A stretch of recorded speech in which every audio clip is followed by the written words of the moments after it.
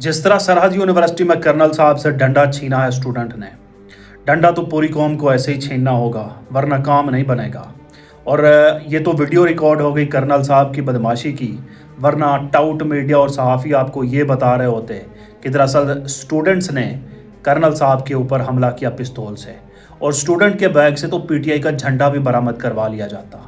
और यही नहीं, अभी भी टाउट बौले हो रहे हैं, उसकी सफाइयाँ दे रहे हैं, कह रहे हैं जी स्टूडेंट्स ने उसकी बीवी को छेड़ा, हिरासा किया, तो कर्नल साहब तो गुस्से में आना ही था।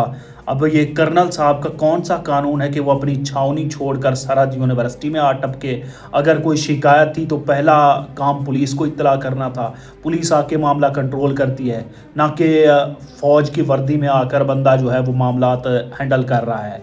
अगर आना भी था तो सिविल में आना था, अगर आना भी था तो पुलिस को साथ में लेके आना था। ये काम पुलिस का था, ये कर्नल साहब का नहीं था। कोई भी टाउट इसके ऊपर बोले तो उसको बताओ कि पब्लिक गैदरिंग में हवाई फायरिंग करना दहशतगर्दी के ज़ुमरे में आता है, चाहे आप किसी भी तरीके से कर रहे हों। अगर यही काम सिविलियन करता तो उसको कई कई भाषण दिए जाते, कानून का एहतराम करना चाहिए, जितना भी हो कानून का एहतराम करना चाहिए, कानून हाथ में नहीं लेना चाहिए था। ये टाउट इनको जवाब दें, ये इनको पता नहीं है यूँ आइन व कानून सारे सिविलियंस के लिए हैं। ये तो शुक्र है कि वीडियो रिकॉर्ड हो गई।